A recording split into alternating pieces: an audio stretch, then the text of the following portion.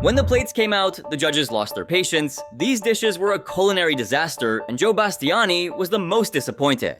So what you use? 4 yolks and two whole eggs. And a whole lot of misplaced rage for good measure. I mean, I think he's trashed more dishes than he's ever actually tasted. Now, I'm not usually one to kid around, but seriously, trust me when I say that things went off the rails in episode 4, largely thanks to Jenna's shenanigans. Chinese, through and through. So this episode took us on a culinary journey to China, where the chefs had to embrace the rich and complex flavors of Chinese cuisine. As the winner of the Mystery Box Challenge, Whitney got the coveted power to choose the main ingredient for the others to work with. She had to make a choice between 3 distinct ingredients: Chinese mushrooms, oranges, or duck. So what did Whitney decide on? Mandarin oranges. Yeah, she went with mandarin oranges, and let me tell you, not everyone was thrilled about it. Some chefs were straight up frustrated with what they were stuck with. The tension in the kitchen was palpable from the get-go, and it only escalated from there. Come on, baby, come on. There is going to be elimination on the back of this dish. And really, can you blame them? Chinese cuisine isn't something you can just wing in a short amount of time, especially not in under an hour. I mean, even Chef Ramsay himself had a hard time getting the hang of making authentic Chinese dim sum when he tried to learn from the experts on his other show, The F Word. Trust me, it's no easy feat. If you're curious, I could totally cover that show in the future too. But coming back to Jenna. Jenna, what's going on? Asian orange stir fry. Sure, on paper, her idea seemed decent enough. But could she actually pull it off? So Jenna brought up her dish, an orange stir fry. Okay, I get it. It's like orange chicken, kind of a safe choice, but that wasn't the real issue here. You place it up with 20 minutes to go. Right. And food dies as it sits in the window, clearly. The real problem was that it had been a whole 20 minutes since Jenna had plated her dish. Chef Ramsay was seriously worried that it might have dried out while sitting there, or worse, turned ice cold by the time it got to the judges. Had better taste, phenomenal, to put it up with 20 minutes to go. And then Joe stepped up to give it a taste. When he took that first bite of what Jenna dared to put in front of him, well, if you saw the title of the video, you already know where this is going. This is the problem. Poking the bear Jenna, not a smart move. After enjoying that bite, Joe didn't hold back. He looked around at the other contestants and delivered a stern warning. If you want to play the game and be safe, you're not going to win this thing. Joe was definitely not impressed with Jenna's dish and didn't mince words, flat out calling it boring. It's boring. It's not the spirit of what we came here to do. Honestly, I was expecting something a bit more detailed, you know? A little flair, a bit of wow factor, but nope. Joe's verdict was crystal clear, and honestly, it was well deserved. You can't just throw together any old dish and expect to walk away with the win. Joe's reaction was like a signal flare. He wasn't the only one unimpressed. The other judges didn't even bother giving it a taste. Then Joe took a moment to remind everyone of an important fact. We're trying to find the best amateur chef in America. Who's here to do that? The kid gloves were off, and there was no way they were going back on now. 100%, and if you're not, you should probably just leave your apron and check yourself out right now. Man, he didn't hold back, did he? Jenna just stood there trying to process the whirlwind of chaos that she had unintentionally stirred up. Joe's harsh critique definitely made Jenna second guess herself, but honestly, that's just Joe doing what he does best. And while this might have been one of the first times Joe gave a dish the cold shoulder, it certainly wasn't going to be the last, this time from season 3, when Joe totally dissed this contestant. I'm supposed to eat this? Really? Disgusting. You know how the Mystery Box Challenge usually ends up being way tougher than anyone expects, right? Well, that's exactly what went down in episode 15 when David Martinez's dish somehow landed him in the top 3. With that victory, David earned himself a crucial advantage. He got to pick the ingredients for the elimination round, which was all about desserts. The judges presented him with 3 different ingredients to choose from. David wasn't feeling confident about working with beets, and he passed on bacon, figuring the other contestants would probably nail it. So he decided to go with corn instead. They even showed him 3 examples of corn-based desserts to get his creativity flowing, and David quickly settled on what he was gonna make. I know I'm gonna make rice pudding. My mom makes an awesome rice pudding. But just before the challenge kicked off, David was given an extra 5 minutes to grab any additional ingredients he needed. And this is where the trouble began. The challenge started, and David, well, he totally messed up. Would you, Christine? No, I don't. I'm sorry. Josh, do you have any rice? No rice. Seriously, how could he make such a blunder? The guy planned to make rice pudding and completely forgot the main ingredient, rice. I mean, accidents happen, right? But when you're on a stage like MasterChef, those mistakes can come with some serious consequences. Before anyone could blink, David was frantically running around trying to get rice from the other contestants. The smallest amount. Do you need all of it? No, I was gonna do that as a backup, but I'm good. After a tense scramble, he finally managed to snag some rice, but by that point, the judges were already shaking their heads in disbelief. They couldn't believe he'd botched his own advantage like that. Anyway, now that he had the rice, you'd hope he'd make the most of it, right? Well, think again. Let me remind you, because David won the challenge, he was the first up to present his dish. The judges were eager to see what all the commotion was about, so David had to relive his embarrassing slip-up and explain his brain freeze to everyone watching. And after all that drama, this is what he managed to put together. Corn and milk-based rice pudding with a little bit of corn. So, how did Joe react to the final dish? Well, you've got to see this for yourself. Really unedibly disgusting. Alright, Joe, we get it. Don't hold back now, tell us what you really think. And when Joe finally did speak, what he said left everyone in the room stunned. Disgusting. Did you taste this? But if you thought that was harsh, you haven't seen anything yet. Joe was so disappointed with the dish's flavor that he straight up asked David if he had even tasted it himself. Poor David, probably nervous as all hell, admitted that the dish reminded him of his mom's cooking. And that's when Joe took things to a whole new level of disrespect. I enjoyed it. It reminded me of my mom's kitchen. That's a place that I'm going to avoid. Come on, Joe, that was way out of line. Not every mom is a professional chef, let alone a master chef. Sure, it's your job to judge the contestant's dish, but maybe you should stick to just that, huh? Critiquing the dish is one thing, but taking a shot at David's mom was totally uncalled for. And how can you be so sure David even tried to replicate his mom's recipe? The guy might have just been so homesick that any dish could remind him of his mom's cooking. But then again, this is Joe we're talking about. The man has no filter whatsoever. He just says whatever comes to mind, no matter how harsh it might be. It's not like the other judges felt any different. They too weren't impressed with David's dish. But at least they made sure to give some constructive criticism. I mean, some serious spices there. I expect something so much better. In the end, David went spiraling down from the top 3 to the bottom 3. He was named as one of the top 3 worst dishes for elimination. But was he eliminated? Felix, you've got the attributes. Wow, this guy turned out to be lucky. Now, just because I called Joe out for being a jerk doesn't mean I am not just. I think David deserved to go home that day and not Felix. Had it been for me, I would have picked him out for elimination the moment he forgot the rice for his rice pudding. Like, duh. How can you be so dense? But, you know, that wasn't the only time Joe went after David. Do you remember that one moment when Joe did something that left everyone absolutely speechless? So, after the Mystery Box Challenge, it was Becky Reams who came out on top, and with that win, she got to pick a kitchen tool, one for herself and one for the rest of the contestants. So, let's see what she decided on, shall we? For myself, the deep fat fryer. Clever move, right? Becky played it safe by choosing a big fryer for herself, but the tool she selected for the others left them all scratching their heads. I mean, seriously, what are you supposed to do with this in just 1 hour? A pizza stone. Wow. Yep, they had only 60 minutes to come up with something impressive and save themselves from the dreaded elimination round. As the minutes ticked by, the pressure was mounting and nobody had time to mess around with making a pizza or anything like that. The judges even commented on Becky's crafty choice, saying this: Made a very aggressive and strategic move in choosing the pizza stone for everybody. As the challenge heated up, Chef Ramsay started to sense that things were going south. So, what do you think happened next? Well, check this out. What is that? Oh, it's I made a smoker. Made a smoker. Looks like you made a mess. Ouch. David ended up burning one of his dishes, leaving Chef Ramsay to taste the other, which, unfortunately, turned out to be a disaster as well. Chef Ramsay's reaction was priceless. It was worth every penny. Where my mind was, I just said I don't want to make a pizza. Taste that. Okay, I have a feeling this isn't going to end well for David, but I'm dying to see how it all played out. When the time was finally up and the judges were ready to taste everyone's creations, David presented a smoked lobster along with some roasted potatoes and bacon, all cooked on a pizza stone. First up was Graham Elliott, who made a comment that was, let's just say, less than flattering. But when it was Joe's turn to judge, he didn't pull any punches and went ahead and said this. I'm gonna go from 11 down to 10, and this is what you bring? Whoa. Those were some seriously harsh words, but what Joe did next was even more shocking. This is Yeah, you saw that right. Joe straight up tossed David's entire plate into the trash.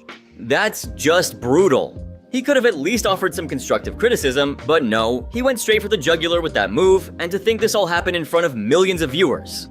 I mean, did you catch Chef Ramsay's reaction?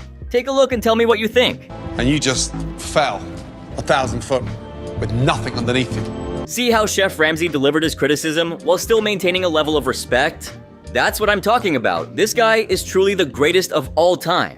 But despite being called out for having one of the worst dishes, David somehow managed to dodge the bullet yet again. Thank you. In Chef. MasterChef. Congratulations. It's wild, right? I can't make sense of it either. Two talented chefs with a ton of potential got sent home, but not the guy who forgot the rice. And it's not just me, lots of viewers thought David stayed in the competition way longer than he should have. Some even felt the judges were showing him favoritism, giving him way too many chances to improve, but obviously David didn't quite rise to the occasion. And what went down in Season 2, Episode 13, was a prime example of how things can take a dramatic turn in the MasterChef kitchen. Now, here comes Susie. I know that I don't have the top dish, but I'm really hoping Christine's dish is worse than mine. Now, you know, MasterChef always tries to keep things exciting, and this week's elimination challenge was no exception. If you haven't already guessed, the main ingredient was pork, 9 different cuts of it to be precise. And our girl Susie was all set to show everyone what she's made of. I'm getting the cut that I wish for. But when she ended up with pork belly, you could almost see the wind leave her sails. I'm not happy that I have to cook pork belly in 1 hour. Not at all. Handling pork belly is no small task. It's tricky, and it quickly turned into a major headache for her. When it was time for the tasting, almost everyone else had brought their A game. But Susie, not so much. It's like a baby. Chef Ramsay's reaction was all you needed to see to know how things were going. The spice she was using was far from what Chef Ramsay was expecting, or wanting for that matter. One word for that. And oh no, Chef Ramsay didn't stop there. I've ever tasted in my entire life. Alright, let me break down this whole mess for you from top to bottom. So, Susie's dish had potential, but then there was the sauce, and this is where things really went off the rails. It ended up being so overly spicy with a bitter aftertaste that just wouldn't go away. It lingered way too long, much like the disappointment it caused. Now, with all that in mind, you can probably guess how things went when Joe got a taste of it. Oh yeah, Joe didn't hold back at all. He dropped the hammer on her. But that wasn't all. Joe also made it clear he was gonna knock Susie down a peg or two. This show is called MasterChef, not Delusional Chef. I mean, she had been acting all high and mighty like she knew it all, but in reality, she was completely lost, possibly even more lost than Joe has been on occasion, and just when you thought things couldn't get any crazier, Joe said something that completely shifted the game. You know about German sauces and German cuisine. This is a freaking disaster. If you ever wanted to see the perfect picture of disappointment, just look at Susie's face at that moment. Awful. And if it doesn't send you home... With every critique the judges threw her way, Susie's dream of taking home the title seemed to slip further and further out of reach. Go back to sleep. Ugh. Ugh. But can we talk about the fact that she didn't even attempt to take responsibility for the disaster she created? I mean, come on! Even after all her obvious mistakes, she didn't own up to it. Instead, she tried to pin the blame on Adrian for her poor performance. And poor Adrian. He was still trying to recover from what happened to him 4 episodes earlier. Talk about kicking a guy while he's down. But the real kicker? Susie couldn't even muster up a half-hearted apology for her mess. That left an even worse taste in my mouth than her dish probably did. Okay, rant over, for now at least. But if these last few examples are anything to go by, I'm sure I'll have plenty more to say as we go on. No wonder his food got trashed, and speaking of which, something pretty similar happened with the next contestant. Take 2 pieces of fish, you put it over it, you take the tartar sauce, you put it in the front. So let's rewind to episode 9, where Jennifer Bayham snagged the win and got to pick a dish from Whitney's cookbook for everyone to recreate. She went with crispy catfish, and the twist? Every other contestant had to recreate it within 60 minutes, without any recipe, just by sight and taste alone. Sounds wild, right? Because it really was. But hold on, it gets even more interesting when you see the advantage Jennifer got. Ingredients to recreate that stunning catfish. Here we go. Whoa, now that's super cool. Jennifer was handed a basket loaded with all the ingredients needed to make her catfish. Talk about a serious head start.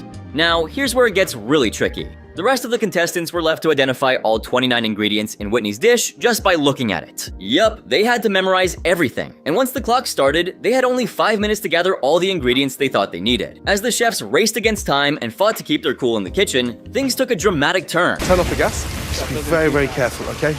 Very, very careful. You light that up now? Wow, the intensity shot up real fast, didn't it? Fast forward to judgment time, and Adrian Nito was feeling a bit uneasy about his dish. He admitted that he got so caught up in nailing the taste that he completely overlooked the presentation. And you know how Joe is? He always has something to say, right? Well, I half expected him to go off the rails after tasting the dish, but this time, he didn't even wait to try it before commenting. Who refuses to follow direction? I don't really understand. What was that about, man? At least give the dish a chance. Poor Adrian put a ton of effort into it. Finally, Joe actually tried the dish, and then he had this to say. A lot of things. I think we were very clear. It's a contest, high stakes, big prize. Okay, so that doesn't sound too terrible, does it? It sounds like a pretty standard critique from any judge. But what Joe did next, now that was completely unexpected. It was on Whitney's dish. You take 2 pieces of fish, you put it over it, you take the tartar sauce. That's just not cool, man. You're crossing a line and being disrespectful to the food. I mean, what are you even thinking, Joe? Put it in the front. Put some fries on the side, right? Voila. Even Chef Ramsay couldn't help but cover his face in embarrassment. That's just not how you treat food, especially when you're a chef. Joe, you should really know better. And just look at Adrian's face. He was ready to beat the shit out of Joe. Anyway, despite Adrian's plating mishap, he was lucky enough not to get eliminated. He made it into the top 3 worst dishes, but survived another day in the competition. Well, that was a close call. But hey, if you ask me, Season 3 of MasterChef has to be one of the most intense seasons ever, and Episode 15 really drove that point home. During the elimination challenge, yet another contestant found themselves in the spotlight, but for all the wrong reasons. She's crazy. Would you have done that?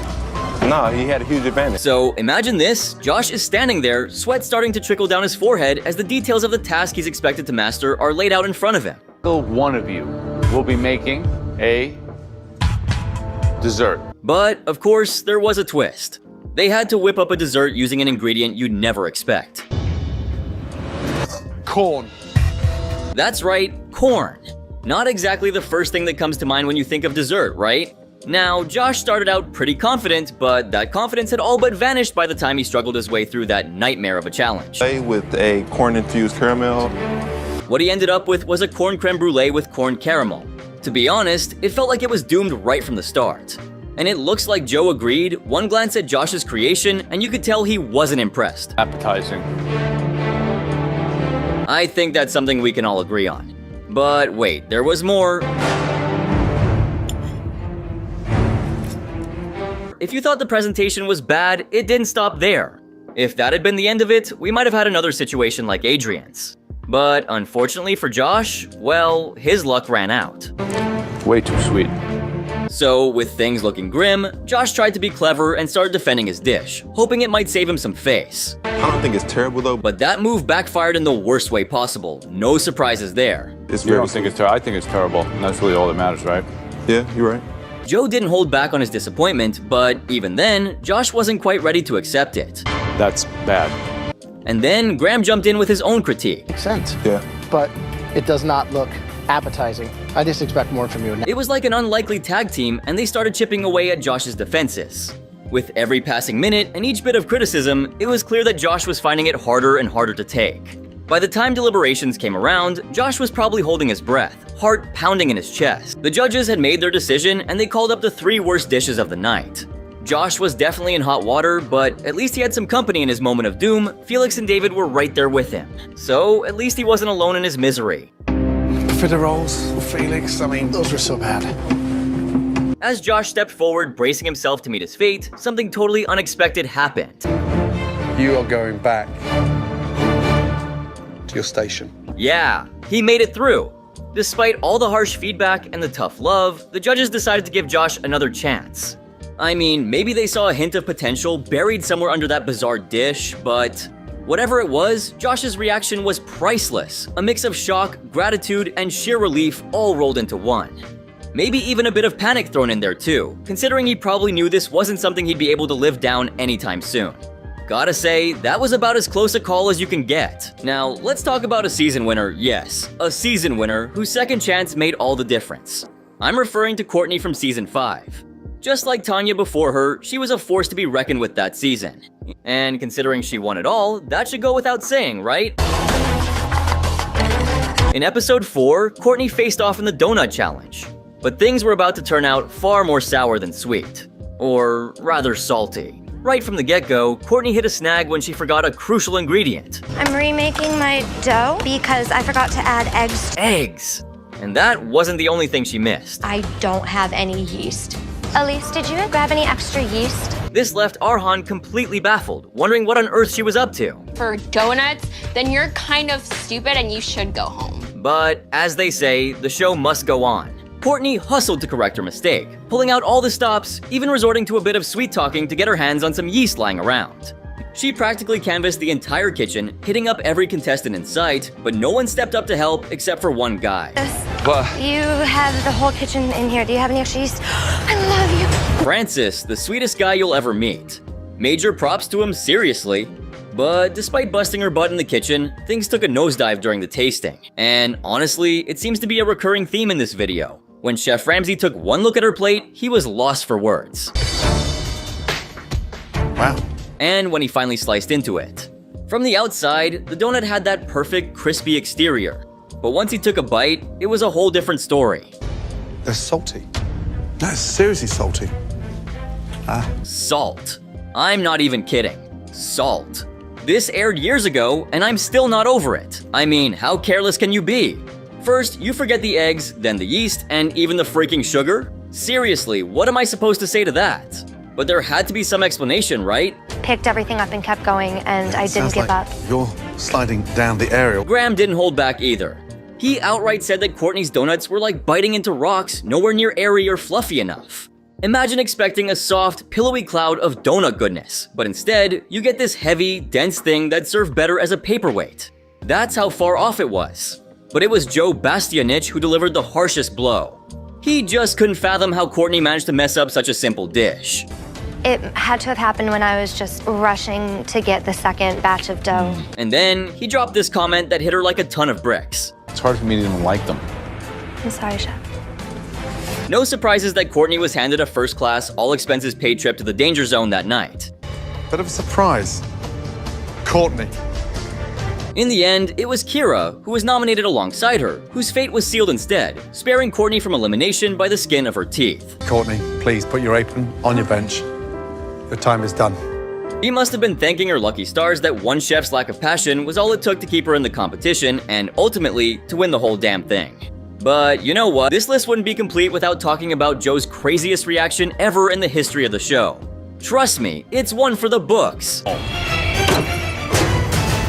So, in the second Mystery Box Challenge of Season 4, the contestants had a wicked surprise lined up for them. Picture this.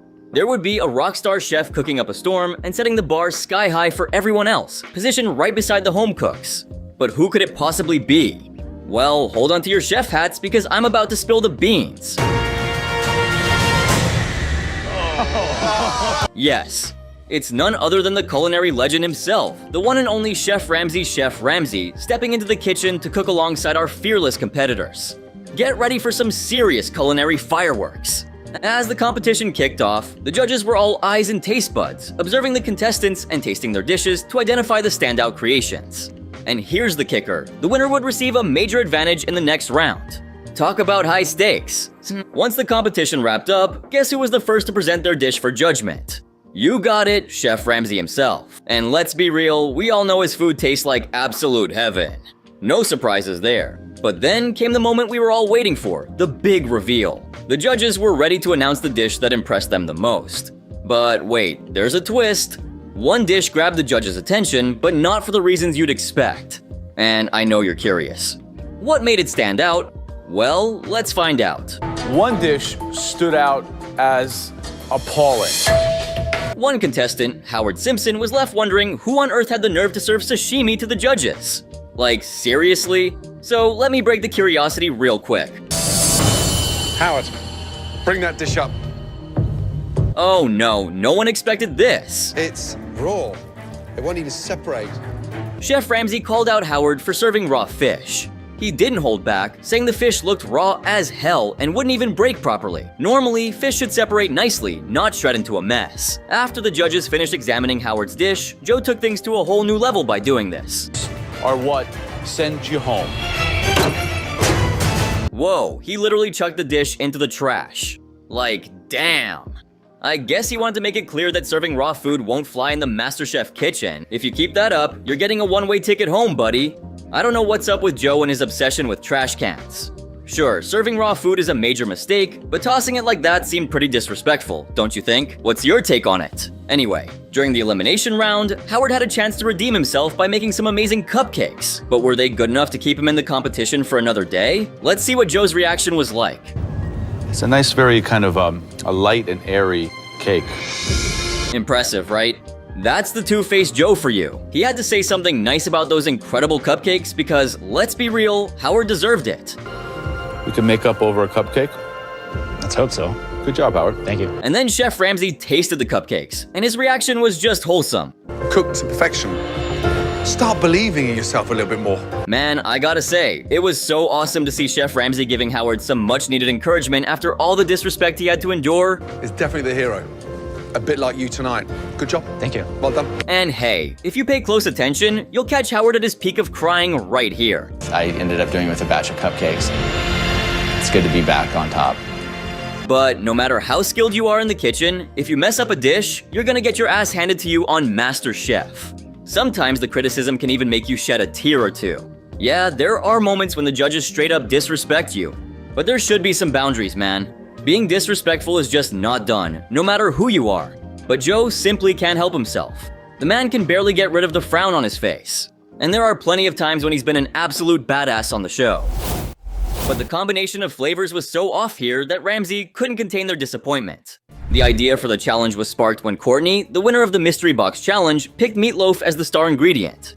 And nope, she didn't just stop there. She held the power to save some contestants, but Whitney wasn't among the lucky ones. 20 fierce competitors out there. Only half of them will have to cook tonight.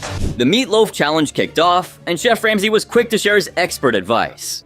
He suggested adding a modern twist to the classic dish by lining the dish with bacon. With the bacon.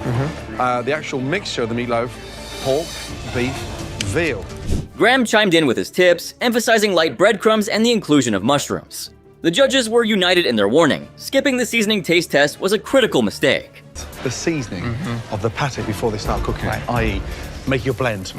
Chef Ramsay's strategy was straightforward. Fry a bit, taste it, and make adjustments. Adjust accordingly. Adjust accordingly, because you cannot season the meatloaf after it's been cooked. It was a game plan any meatloaf enthusiast could get behind.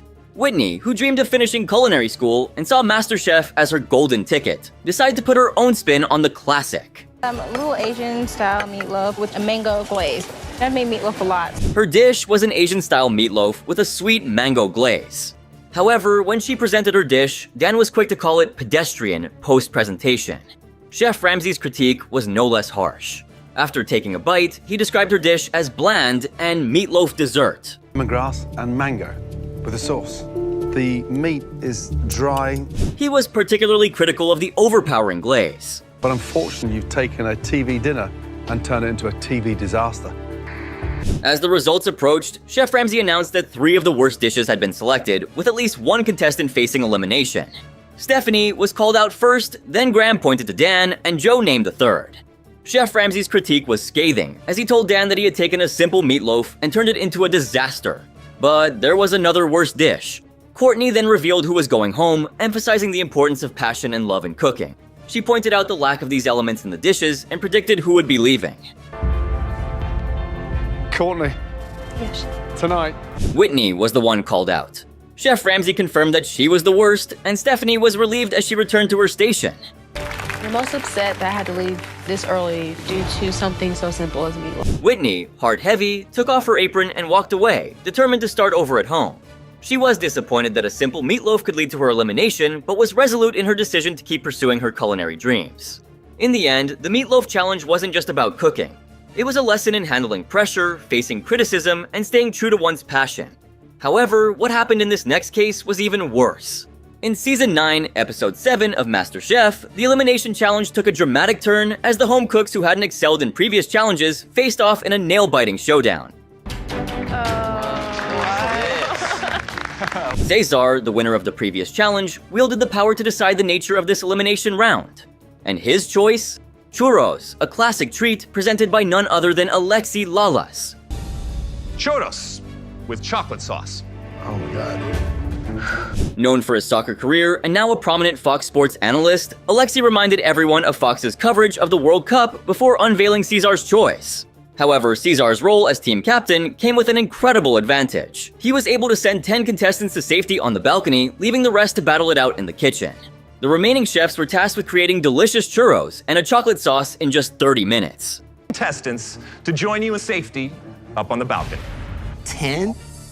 The challenge was intense, with contestants pushing their culinary skills to the limit.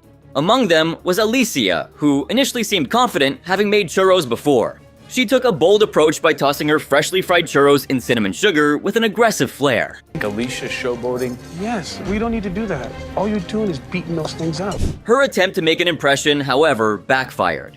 The churros broke apart upon impact, and Aaron criticized her sugar coating technique, labeling it as disrespectful. Warming dish for me, that's just like super disrespectful, and I'm just disappointed that you did that. Chef Ramsay's critique of Alicia's churros was particularly harsh. Talking clump after clump after clump. You shot yourself in the foot there. When he tasted the dish, he was left with more sugar on his face than on the churros, highlighting the excessive sugar coating. All I can think about is my family. I don't want to disappoint them by coming home this early. Alicia's strategy of trying to win over the judges with sweetness failed miserably, as she didn't dust off the excess sugar before the presentation. The elimination came down to 2 contestants, Bowen and Alicia, who found themselves on the hot seat. Curious to see what the balcony thinks. Caesar, who's leaving? The judges sought the opinions of the safe contestants, wondering who among the 2 would make it through and who would be heading home. The result was clear, and Alicia was heartbroken. Oh dear. He's still here. The judges delivered a harsh but honest critique. Her churros were so sugary, they were virtually inedible. Sugary was virtually inedible. I'm sorry. Her downfall was a lesson in overconfidence and the importance of balancing showmanship with skill and precision. Alicia's experience on MasterChef serves as a reminder that in the competitive world of cooking, only the strongest can survive. Her story underscores the importance of humility and the need to adapt to the challenges presented even when you feel you have the upper hand. In the intense and unpredictable environment of MasterChef, every decision, every move can make or break a contestant's journey. Now, let's talk about another challenge which landed one contestant in hot water. Okay, it was the Mexican Tag Team Challenge on MasterChef, a 2-hour episode that was as action-packed as a wrestling match in a taco stand. The top 9 home cooks geared up at their stations, ready to cook up a storm. Are going to be competing in teams of 2. The challenge was to create the ultimate Mexican feast. If you're wondering what that looked like, Aaron stepped in to show them the perfect platter, setting the bar high. Here we have some homemade tortilla chips with the wonderful pico de gallo. But then, he dropped the bombshell. They had to replicate the entire platter flawlessly. The twist? They couldn't cook together. In a tag team, you're not going to be cooking together at the same time. One of you starts cooking. Yachicia and Ebony, paired together, were already feeling the heat. With a positive mind, but Yashika and I both have extra aggressive sister behavior. From the get-go, they knew this partnership was going to be a tough ride. Both were strong, vocal women, and their dynamic was a powder keg ready to explode. As the challenge unfolded, it became clear that their strong personalities were clashing like cymbals at a rock concert. We gotta catch up. I gotta finish this ceviche though. Leave that ceviche alone. That can wait till last. Neither was listening to the other, and the platter they ended up with looked like it had been through a blender. The tension rose as the clock ticked down, and in the final switch, with just 5 minutes left, the assembly was a hot mess. The sugar coating. I know, but we gotta get the taquitos rolled up. Taquitos gotta roll. Ebony and Yachicia were miles apart from each other, while the others had already nailed their dishes. Judging time came, and the tension was so thick you could cut it with a knife. Big trouble right now, honestly, is Ebony and Yashika. They are nowhere near on the same page. Ebony and Yachicia presented their dish for judgment, but instead of worrying about the food, they started bickering about whose fault it was that the dish didn't come together. Ebony claimed she had to do everything herself. Chef Ramsay wasn't having any of it. He had one thing to say. I mean, it's honest. Tell the truth. What's on the plate? I think we did it together. He bluntly remarked that their platter was a complete mess. The argument continued in front of Chef Ramsay, with Ebony dropping the bomb that Yachicia was the new Jeff. Chef Ramsay couldn't help but dish out his frustration. Ignored each other. It was like two individuals that wouldn't set their egos aside. He pointed out how they lacked harmony, how they were more distant than the North and South Poles, and how they couldn't put their egos aside to get the job done. It was a cringeworthy moment for both chefs. How would they work in a restaurant if they couldn't stand each other in a competition? When Ramsay examined the dish, the criticism kept coming. Shake the bag upside down, I'm sure it's gonna be a white rabbit. And what is that? He opened the taco and delivered a harsh verdict, comparing it to an unappetizing diaper. But the funny part was when Ramsay said this. Tuck into the because I have to taste this now. He requested Yachicia to say a prayer before tasting the food, but it didn't help much. Thank you for my sick bag. I'm sure that was a taste they'd never forget. Despite the harsh critique, both Ebony and Yachicia managed to survive and cook another day. In fact, Ebony even made it to the finals of MasterChef. If you ask me, I never thought she'd make it that far, but it just goes to show that sometimes, even in the chaotic kitchen of MasterChef, the unexpected can happen. Alright, so I was thinking, let's switch it up and talk about that wild episode 4 from season 8 of MasterChef Junior. So these kiddo chefs, they're all hyped up, slipping into those black aprons, and they're heading over to see what's in the mystery boxes, you know? But when they open them, it's not exactly a fragrant party in there.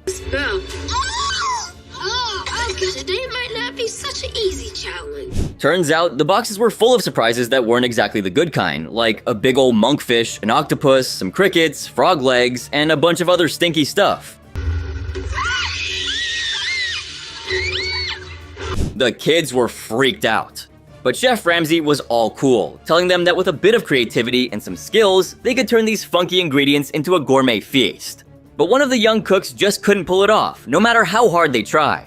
Chef Ramsay kept a close eye on McLean during the challenge, sensing that the pressure was really getting to him. Okay, so I'm not too sure that all those ingredients work. Make sure you taste everything before you put it on the plate together. As the clock counted down, the little chefs were rushing around, trying to get their dishes on the plates, hoping they'd done enough to avoid elimination. It's really bad. Let's go, Ciara. Final minute. Freddie, I gotta see you hustle back there. Move, Freddie. But who was gonna get the boot? It could be anyone, and you could cut the tension in the kitchen with a knife. Then there's Molly, who decided to go all out with her monkfish dish, paired with homemade biscuits, lemon aioli, and slaw with red wine vinaigrette. But Judge Daphne wasn't having it. She thought the presentation was a total letdown, not up to the fancy restaurant level. I need to see a meal that feels restaurant quality. Okay. I mean, yeah, Molly's still learning, and this is a tough competition, but in the MasterChef Junior kitchen, mistakes ain't got no place. And Chef Ramsay, always one to drop the hammer, didn't hold back with his critique. Yeah, when you started making biscuits, but unfortunately this dish is very ugly. Now, Chef Ramsay delivered a harsh assessment of Molly's dish, labeling it as her worst performance in the competition. Molly, unfortunately, I think it's your worst dish you've cooked in the competition so far. You know that, I know that. Disappointment was palpable as Molly returned to her station, her confidence visibly shaken. McLean, another young cook, wasn't spared from the judges' critical eyes either. His grilled octopus with spicy Israeli couscous, spicy chimichurri, baked sunchokes, and braised carrots attracted a series of concerns from Ramsay. This dish is way out of proportion. Way too much couscous. What's the hero on this dish? The octopus, the star of the dish, seemed to get lost amidst the complexity of flavors and elements. But the critique didn't end there. A more significant issue emerged, one that Chef Ramsay couldn't overlook. Big concern about this dish is that the octopus looks undercooked. The dish had too many components that failed to coalesce, creating a culinary mess instead of a harmonious plate. Aaron, adding to the critique, had his own list of complaints, further deepening McLean's predicament. It's lacking salt. The sunchokes are very oily. The young cook tried to maintain a brave face, but the weight of the criticism was evident.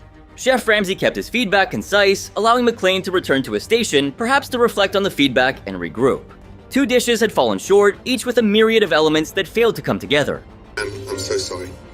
Can you 3 say goodbye to McLean, please, and head back to your station? But only one of them would face the ultimate consequence.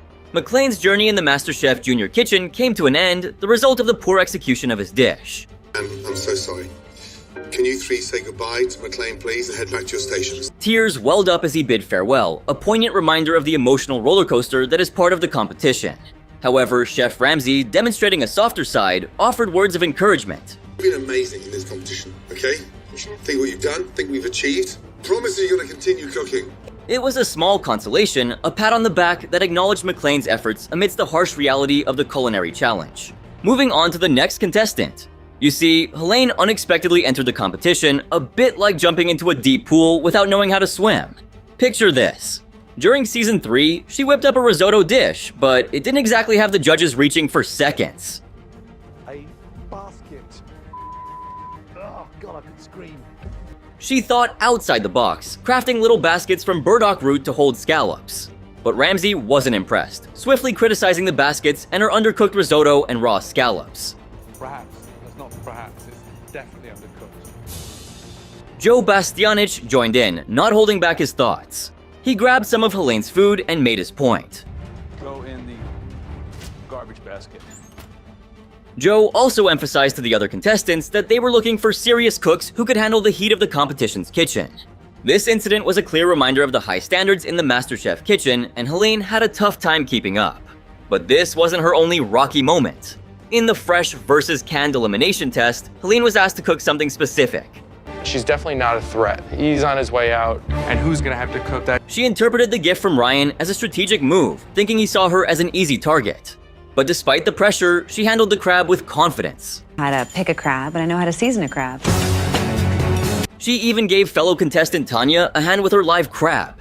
Things got chaotic when Chef Ramsay visited her station during the cooking process. All the ingredients were scattered in large quantities, and Chef Ramsay was completely lost. Great to hear. Like options What in the hell are you doing? How many dishes are you doing? He questioned her approach, and Helene explained she was making a tomato-based crab soup. Chef Ramsay reminded her of something pretty important. I'm struggling because I don't work well under pressure, and I know where my weakness is. Helene admitted she was struggling in the competition, and as Ramsay left, she acknowledged that the competition was only going to get tougher. Judging from the looks on their faces, it's no surprise why Helene faced scrutiny from the judges while she was cooking. Joe expressed concerns about her dish, worried it might turn out weak due to her evident struggles with organization. I think that she has no idea what she's doing. Yeah, and she's from the eastern shore of Maryland. Graham chimed in, saying that someone from the eastern shore of Maryland, aka Crabville, should be able to tackle a crab challenge in their sleep. Maryland, that's like Crabville, you know? She should be able to do this blindfolded. But of course, things didn't turn out that way. When it came time to present her dish, crab soup with cornbread, Helene admitted her soup was thicker than she intended. She insisted it still had the flavors and style she aimed for. Joe was the first to taste her dish, and... Taking a beautiful $60 Dungeness crab. He sarcastically praised her for making fresh crab taste like canned crab, leading to Helene's apology. However, Graham had a different take. He compared it to jambalaya and pointed out that the shredded crab looked like cereal on a fork. You put that on a fork, it looks like shredded wheat. But what Graham said next was a real shocker. He concluded by calling it a waste of great product, leaving Helene to face a tough critique from the judges. Chef Ramsay discovered an issue when he dipped the cornbread into the soup. Is that salt on top of the cornbread? I did add salt to the... He asked Helene about the salt on the cornbread, and she admitted she'd added a pinch. But Chef Ramsay wasn't buying it. For that, I wouldn't pay you 25 cents for that bowl. Helene was left feeling shocked, embarrassed, and terrible for presenting such a disaster. During the deliberation, Monty checked in on Helene, who revealed she wasn't cooking from the heart and lacked self-trust. She admitted to cooking based on what she thought the judges wanted.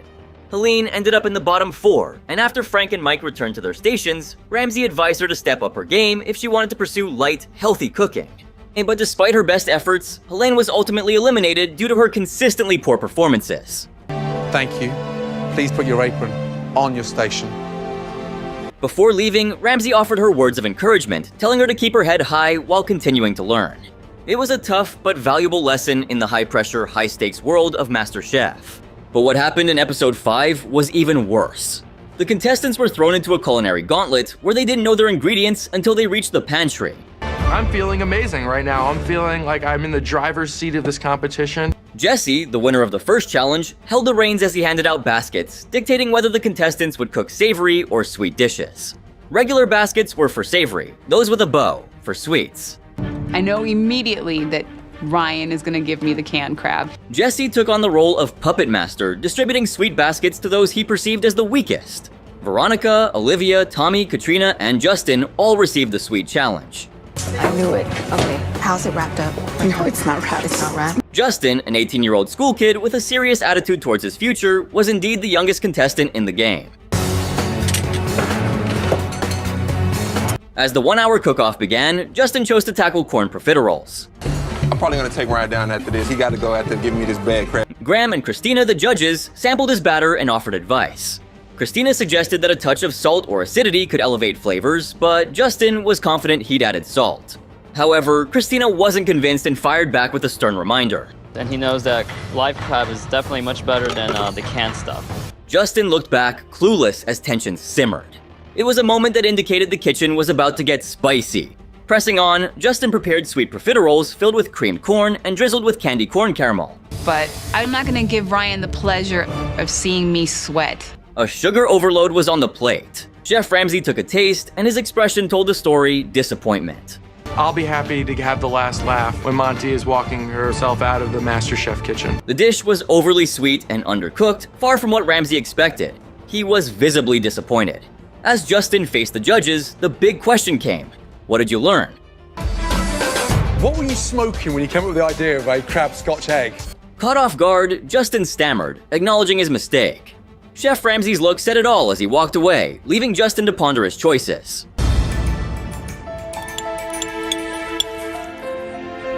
At elimination, the tension was palpable. Shelley and Steven were first to be declared safe as the winners. This left Veronica, Charlie, and Justin in the bottom 3. Charlie got a reprieve, leaving the youngest and the oldest contestants, Justin and Veronica, standing side by side. Back to your station. Jesse, who had a hunch about their struggles, was asked by Ramsay who should leave. Jesse's response was blunt but honest. Leaving here is admitting failure, and that's always hard. It's a big blow to your ego. Chef Ramsay nodded in agreement, acknowledging the truth in Jesse's assessment. And just like that, Justin's MasterChef journey came to a premature end. Pursue cooking with the same, if not more, enthusiasm as I ever have. The kitchen is indeed a tough school where the lessons learned are often the hardest. But every chef starts somewhere, and Justin's experience, though disappointing, was a valuable step in his culinary education. But she wasn't the only one whose confidence took a hit. In the Duck Mystery Box Challenge, Ryan's confidence was as high as a duck in a pond before the storm hit. He maintained a low profile during the cooking session, but when the time came for judgment, he was the first to be called up. Ryan, looking smug and self-assured, told himself that he wasn't surprised to be in the top group, hinting that the other home cooks needed to step up their game. However, the tables turned unexpectedly. Ryan, along with Samantha and Scott, what he thought was the top 3 inches group, discovered they were actually called down for having the worst 3 dishes. The revelation hit Ryan like a cold splash of water, and his smug grin quickly evaporated under the harsh reality. Justine's the most amazing woman I think I've ever seen in my entire life. The news that one of them would be eliminated shortly only added to the shock. To make things worse, Ryan's dish was the first to face judgment. He presented a balsamic rum glazed duck breast with caramelized bananas and sweet potato puree. But when Joe tasted the dish, his critique was swift and sharp. Well done, all 3 of you. I mean, you've just made our jobs. Joe questioned if Ryan was proud of his creation, pointing out the overcooked duck despite the crispy skin. He also criticized the decision to add bananas, which Ryan had earlier labeled as the devil in the box. Graham chimed in with a humorous review that put Ryan's dish in an interesting light. Ryan, a dish that could have been picked up and dropped into any of our restaurants. His description was both funny and biting. But Graham wasn't done. He then commented that the bananas were cooked better than the duck itself, to which Chef Ramsay added a touch of humor. There is one winner. There is one dish that did stand out. Despite the criticism, Chef Ramsay acknowledged that Ryan was able to cook the duck well, but everything else around it was a disaster. In the end, Scott was saved first among the trio, leaving the elimination battle between Ryan and Samantha. Before Chef Ramsay could announce his decision, Ryan took the opportunity to plead his case. Bone-in ham joint. Gorgeous. And then, of course, there's this, canned ham. He argued, comparing his execution of the duck to Samantha's. Chef Ramsay interrupted his plea, stating sternly that there was no room for begging and reminding Ryan that he was there to compete, not judge. Eventually, Samantha was asked to leave and Ryan was sent back to his station, securing another chance in the competition. Ryan's journey in the Duck Mystery Box Challenge was a roller coaster of emotions, from high confidence to a shocking revelation, and finally, a second chance. It was a lesson in humility and the unpredictability of competition. Now, if you ask me, Season 6, Episode 5 of MasterChef stirred up a storm of excitement and tension with a twist that had us glued to the screen. You're gonna give me the basket that I want, or you will become my mission in life. The episode kicked off with the Mystery Box Challenge, and Jesse took the lead, emerging victorious. But instead of a typical reward, Jesse was in for a shock. He wasn't just heading back to the pantry, he was about to hear some news that would shake things up. You will not be going back into that amazing pantry with us. Jesse found himself in the driver's seat for the day as the other contestants were introduced to an ingredient that Graham described as a gift from Mother Nature herself. Something truly awe-inspiring. The suspense built up among the contestants, and it was time for the big reveal. Beautiful. What is in this box? As the tension grew, Chef Ramsay asked Steven for his guess on what could be in the box, and Steven's response was nothing short of epic. My destiny. And guess what? Steven was right on the money. But the real twist was yet to come. The mystery ingredient wouldn't be revealed until the contestants stepped into the pantry. And Jesse, he got another advantage that could turn the game around. You a regular shopping basket, then you'll be asked to make a savory dish. The ingredient could either be a game changer if used in a sweet dish, or as Chef Ramsay put it, game over. Give it to me, please. Wow. Now, about Jesse's strategy, you're curious, right? Contestants, the sweet baskets, because they're probably gonna struggle. You see, the duo had a plan in mind. He wanted to eliminate the weaker contestants by challenging them with a sweet dish, relying on Chef Ramsay's warning that the mystery ingredient would be tricky in a dessert. But what was this mystery ingredient that had everyone buzzing here? It was none other than corn. And let me tell you, the pantry was chock full of corn in all its forms. Fresh white and yellow, canned corn tortillas, popcorn, and even candy corn. While Steven was stoked because he'd been growing corn for years and loved working with it, Tommy and Charlie were clueless about what to do with this versatile ingredient. Veronica, a dessert expert, was struggling with the idea of adding corn to her dish. My thing, but my brain doesn't want to go down corn and dessert. When it came time to start cooking, Veronica decided on corn creme brulee, feeling confident. Dedicating this dessert to my first and oldest granddaughter, I'm making corn creme brulee. Meanwhile, Justin was going all out with creme puffs stuffed with corn and topped with a candy corn sauce. But Graham wasn't convinced about the corn overload. That's excessive or no? No. I don't understand what you're making here. When Christina tasted Justin's filling, she suggested more salt, but Justin wasn't having it. He gave her a piece of his mind. Teaspoon of salt in that. Fast forward to the tasting, and Veronica was the first to present her dish. Feeling really confident, and I'm feeling like they're gonna like it so much. Christina was looking for that perfect crack on the brulee. You can hear that crack. That is like the only texture that creme brulee really needs. Unfortunately, Veronica's confidence didn't match her dish's execution. The creme brulee was overcooked, too fatty, and lacked the corn essence. Brulee is not well done at all. It was a major technique fail, and Christina was unimpressed. Next up, Justin presented his profiteroles filled with sweet cream corn and topped with candy corn caramel. Chef Ramsay gave his verdict. It's got a sort of wet, almost like a wet cornflake inside. Yes, chef. The pastry was undercooked, the filling was overly sweet, and Justin used canned corn in the center, believe it or not. With all that fresh produce in the pantry, Justin opted for the canned route, and Chef Ramsay was visibly upset. Now, let's rewind to season 5, when Mark was overly confident about his peppercorn fillet with burnt sauce and whipped rosemary garlic potatoes, thinking it was a French dish masterpiece. Garnished with a candy corn sugar drizzle. Spoiler alert, he was not even close. Mark, who was clueless about French cuisine, decided to go all out. But when it was time to present his creation, it fell flat. This dish doesn't taste like it celebrates corn. Joe didn't even need to taste the dish to point out the flaws. The sugar caramel on top of the creme brulee, that for me, you definitely succeeded in. The texture of those mashed potatoes was impossible to overlook. The corn challenge, it's not a caramelized sugar at the top of creme brulee It's challenge. not. So. But here's the kicker. When Joe finally tasted it, his reaction said it all. So my brain just goes into, writing my swans. He was completely taken aback by the flavor profile. Wonder why?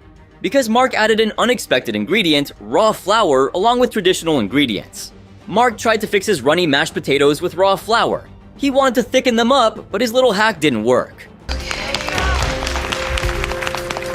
There was no coming back from this disaster, and Mark knew it was time for him to pack his bags and head home. But, as they say, the drama never stops in the MasterChef kitchen. The notorious duo of Dan Wu and Josh Cutter Brewer from MasterChef Season 5 faced a challenge that turned into a culinary disaster. With 60 minutes on the clock to create a standout dish, they encountered a significant roadblock in the pantry. 2 variations of a similar sauce, but not the same sauce. Cutter, cautious and strategic, thought using 2 different lean proteins wouldn't blend well. However, Dan was not swayed by his partner's concerns, leading to a clash of culinary ideologies. Their miscommunication soon spiraled into confusion, leaving them with a significant shortage of ingredients. That's it. Let's go. We're gonna have to go with this. The drama unfolded as the judges made their rounds. Cutter tried to explain their plan for venison and tuna, but Dan was already ahead in the process of cooking the tuna. Spotting this, Cutter decided to vent his frustrations to Chef Ramsay. On a wild tangent in the pantry, and by the time we got out of there, we ran out of time. He openly labeled Dan as an idiot and predicted that they were on a direct path to the pressure test. When it was time to present their dish, the lack of ingredients was glaringly obvious. Courtney's reaction to their nearly empty plate was a clear indicator of the disaster that had unfolded. Chef Ramsay's disgust was palpable. What in the... He was visibly embarrassed for them, a sentiment echoed by his body language and choice of words. Cutter, in an attempt to shift the blame, once again pointed fingers at Dan. I listened to him. Yeah. I told him I didn't like it. He just starts grabbing. But Dan was not one to let accusations slide. I gave my idea, he gave his idea, we grabbed the proteins. The blame game continued until Chef Ramsay intervened. Pick up a basket, fill it up, and then bring it back. At least you got something tangible to work with. He made it clear that they should have been more strategic with their pantry choices, emphasizing the importance of teamwork and planning. Despite the chaos, Chef Ramsay took a taste of their dish. His verdict was scathing. Possibly one of the worst dishes in this competition so far. It was a label no chef would want to be associated with. Joe was next in line to taste the dish, but Cutter tried to preemptively defend their choices. Yeah, so why don't you let me figure out what I have to do and what I don't have to do. Joe silenced him, insisting on giving the dish a fair taste. His reaction was equally critical. Graham, unfortunately, didn't get a chance to taste it, but given the reactions of his fellow judges, he didn't seem to mind. Dan and Cutter, aware of their disastrous performance, were certain they would end up in the pressure test. Their mutual blaming only highlighted the lack of cohesion between them post-judges' critique. Their prediction was accurate. Cutter and Dan indeed found themselves in the pressure test alongside Christian and Francis B. Cooking against each other in a pressure test. In the end, despite Cutter and Francis B landing in the bottom 2, Cutter managed to avoid elimination by a hair's breadth. The episode was a testament to the importance of communication, teamwork, and strategic planning in the kitchen.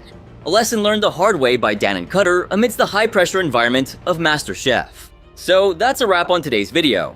Do you remember any other messiest dishes served on MasterChef? Let us know in the comments below. And if you enjoyed the video, make sure to drop a like, subscribe, and turn on my post notifications. Think the judges were upset here?